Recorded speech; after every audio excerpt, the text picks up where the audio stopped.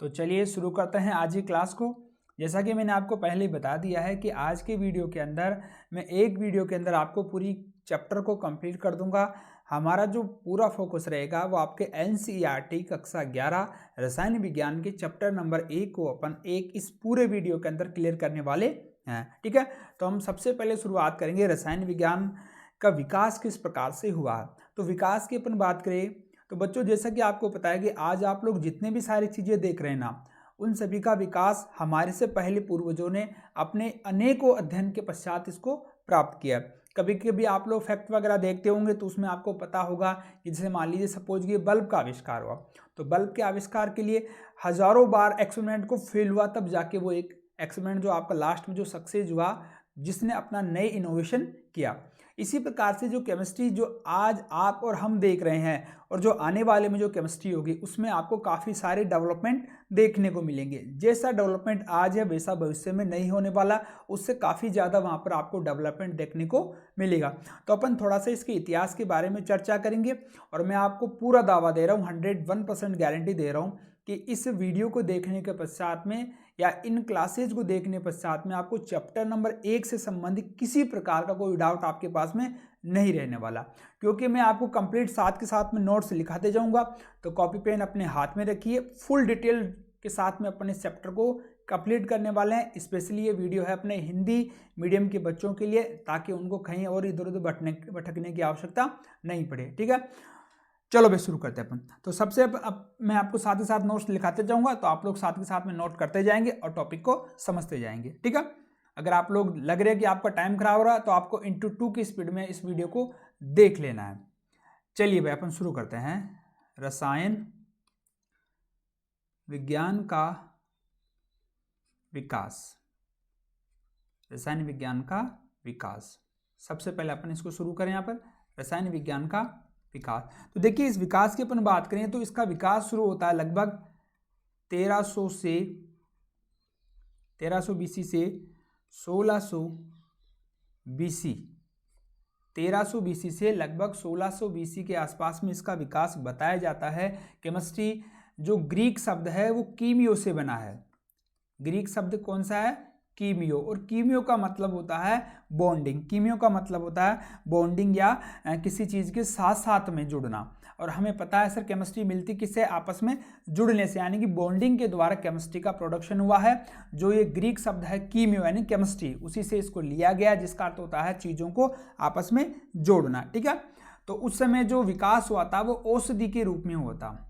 उस समय इसका विकास हुआ था वह औषधि के रूप में सर इसका विकास हुआ था। यानी उस समय हमें इस बात का पता नहीं था कि केमिस्ट्री कोई ब्रांच है। उस समय हमारा एक उद्देश्य था कि हमारे स्वास्थ्य को या हमारी बीमारियों को ठीक कैसे किया जाए। तो उस समय जो केमिस्ट्री का विकास था वो औषधि रसायन के रूप में वहाँ पर विकसित हुआ।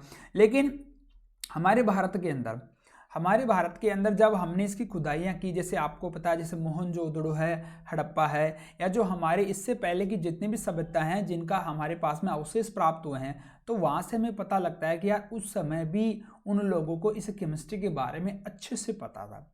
वहाँ से हमें कुछ ऐसी धातुएँ, कुछ ऐसी मिश्र धातुएँ मिली है, या कुछ ऐसे अपने को ईंटों के मकान मिले हैं जिनमें जो मसाला लगाया गया, जैसे आज अपन रेता सीमेंट मिला के जो मसाला लगाते हैं ना, तो वो जो वहाँ पर उनको जो कंपोनेंट मिले ना, वो केमिस्ट्री के द्वारा ही तैयार किए गए हैं। आज भी आप लोगों ने एक नोट किया होगा कि अपने भारत में कितने किले हैं, गढ़ है, महल है, जो काफ़ी सालों से है। ठीक है, और जिनके सदियों से हैं, हजारों सालों से वो चल रहे हैं। क्यों? क्योंकि उनका जब निर्माण किया गया था वो पूरे केमिस्ट्री के रूल के आधार पर इनका निर्माण किया गया था। ठीक है, चलते हैं अपन आगे। तो जैसे मैं आपको बताऊं कि मोहनजोदड़ो, मैंने फिर से बोल दिया था आप लोगों की इस वीडियो को देखने के बाद में आपको कहीं देखने की आवश्यकता नहीं होगी, तो मैं आपको डिटेल में इसको सारी चीज़ें बाय द वे, मतलब पॉइंट टू पॉइंट अपन नोट्स बनाते हुए चलेंगे। तो मोहनजोदड़ो की अपन बात करें, ठीक है, मोहनजोदड़ो की अपन बात करें तो उसके अंदर जो निर्माण हुआ है, तो उस निर्माण कार्य के अंदर हमें से चूना, रेत और कैल्शियम कार्बोनेट, इन पदार्थों के सर हमें वहाँ पर अवशेष प्राप्त हुए हैं। ठीक है, आगे अपन देखिए दूसरा पॉइंट देखिए आगे इसके अंदर। इसके अलावा हड़प्पा सभ्यता, जो हड़प्पा सभ्यता है उसके अंदर भी हमें केमिस्ट्री के विकास के पता लगा है, जहाँ पर एक फेएंस के नाम से एक पदार्थ मिला। फेएंस के नाम से एक पदार्थ मिला है जिसका निर्माण कांच, सीसा, सोना, चांदी और कॉपर से हुआ है। यानी कि यार उन लोगों को उस समय भी इस चीज़ का पता था कि कांच को, सीसा को, चांदी को, सोने को, कॉपर को किस प्रकार से मिला के किसी एक नए मिश्र धातु का निर्माण किया जाना चाहिए। ठीक है, तो आप लोग मेरे साथ के साथ में आप लोग लिखते जाएंगे। अब अपन नेक्स्ट करता हूं मैं इसको। अब अपन बात करें और कहाँ कहाँ इनके विकास के अवशेष मिले हैं, तो अपने को इसके अवशेष मिले हैं दक्षिणी भारत में। दक्षिणी भारत के अंदर हमें एक मस्की जगह मिली है, वहां पर मस्की जगह है, वहां पर भी हमें रसायन विज्ञान के अवशेष मिले हैं। इसके अलावा हम बात करें ऋग्वेद की बात करें तो ऋग्वेद के अंदर तो आयुर्वेद का बहुत सारा बखान किया गया है। यानी कि जो हमारी भारतीय संस्कृति थी उसके बारे में, या जो हमारी भारतीय संस्कृति थी वहाँ पर ऐसे काफ़ी सारे ग्रंथ वगैरह थे जिनको रसायन विज्ञान का या औषध विज्ञान का बहुत ही अच्छा नॉलेज था। ठीक है, जिसके अंदर लिखा गया है चर्म संस्करण के बारे में बताया गया, यानी ऑपरेशन वगैरह कैसे करना। इसके अलावा कपास को किस प्रकार से रंग सकते हैं अपन, कपास का रंगन, वो सारी चीजें हमें ऋग्वेद के अंदर बताई गई है। आगे अपन चलिए इनका कहाँ कहाँ विकास हुआ है, तो आगे अपन बात करें कि जो महान अर्थशास्त्री थे कौटिल्य, ठीक है, जिनकी पुस्तक का नाम क्या था, अर्थशास्त्र। जिनकी पुस्तक का क्या नाम था, अर्थशास्त्र। तो महान जो कौटिल्य थे उन्होंने भी अपनी पुस्तक के अंदर एक चीज का वृत्तांत का वर्णन किया है, यानी उन्होंने एक विधि बताई है कि आप किस प्रकार समुद्री जल से नमक प्राप्त कर सकते हैं, यह बात हजारों साल पहले कौटिल्य ने अपनी बुक में बता दी थी। यानी कि वहां पर उनको NaCl का पूरा पता था, किस प्रकार से रासायनिक क्रिया होती है और किस प्रकार से नमक का निर्माण होता है। आगे चलते अपन, एक इनके अंदर एक उपनिषद है जिसका नाम है रस उपनिषद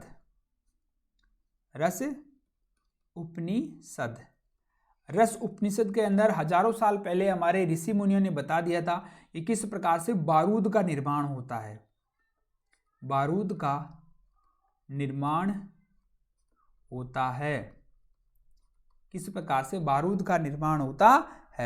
आगे मैं अगर बात करूं अपने इतिहास की, तो एक चक्रपाणी थे, तो चक्रपाणी ने वहां पर अपनी पुस्तक का नाम याद नहीं आ रहा मेरे को, लेकिन एक चक्रपाणी महर्षि से, तो उन्होंने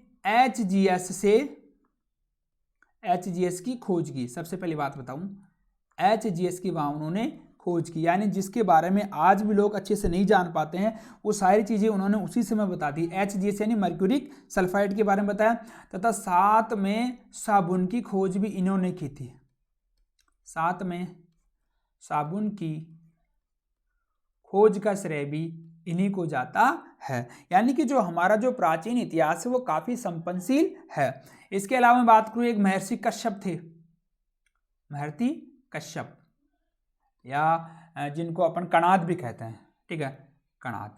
उन्होंने, आपको पता है 18वीं सदी में जब जॉन डाल्टन ने परमाणु का सिद्धांत दिया था, उसके हजारों साल पहले उन्होंने इस परमाणु को खोज लिया था। ठीक है, जिसकी खोज को वैशेषिका सूत्र के अंदर लिखा। उन्होंने खोज के बारे में उन्होंने वर्णन किस पुस्तक में किया, वैशेषिका सूत्र नामक एक पुस्तक थी, जिसके अंदर इन्होंने परमाणु की खोज के बारे में बता दिया था। और इनका जो काल है वो लगभग है 600 BCE के समय इनका काल है। ठीक है, तो ये अपन ने छोटी छोटी बातें देख ली है कि किस प्रकार से हमारे रसायन विज्ञान का निर्माण हुआ या किस प्रकार से उनका विकास हुआ। ठीक है, तो आप लोग मेरे साथ के साथ में नोट्स बनाते रहिएगा।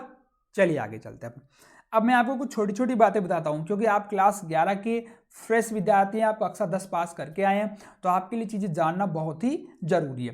तो जैसे मैं आपको बताऊं, जो अपनी मॉडर्न केमिस्ट्री है, ठीक है, उसके फादर कौन है, उसके फादर है सर एंटोनी लेविसियर को मॉडर्न केमिस्ट्री का फादर माना जाता है। और अगर अपने भारतीय परिप्रेक्ष्य में बात करूं, तो उसके लिए हमारे भारतीय केमिस्ट्री के जनक हैं Praful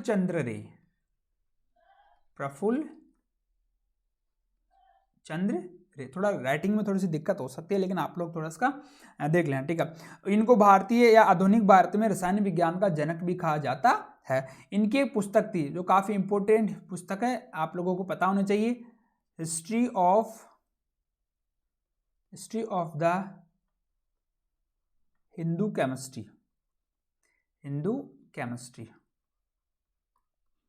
history of the Hindu chemistry इनकी पुस्तक थी, जिसके अंदर इन्होंने सारी बातें बताई है कि किस प्रकार से अपन कि मतलब केमिस्ट्री किस प्रकार से इन्होंने डेवलपमेंट बताया, और यही कारण है कि इनको केमिस्ट्री का जनक माना जाता है भारतीय परिप्रेक्ष्य के अंदर।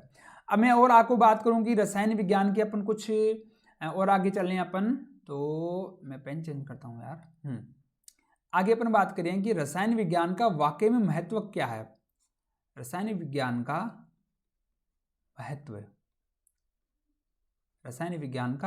महत्व क्या है, ये ठीक नहीं है, तो वाइट ही सही है अपने। तो देखो, रसायन विज्ञान का सबसे ज्यादा महत्व था, वो महत्व है अपने चिकित्सा विज्ञान में।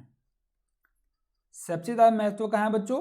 चिकित्सा विज्ञान के अंदर सबसे ज्यादा रसायन विज्ञान का इंपॉर्टेंस होती है।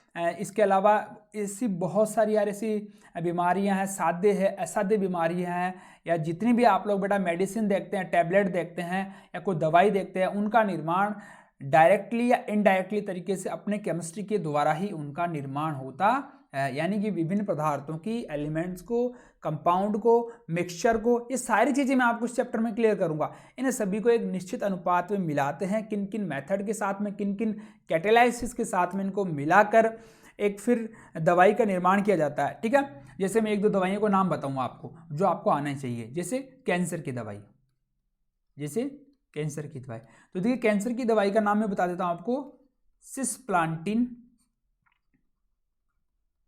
सिस्प्लांटिन तथा टैक्सोल।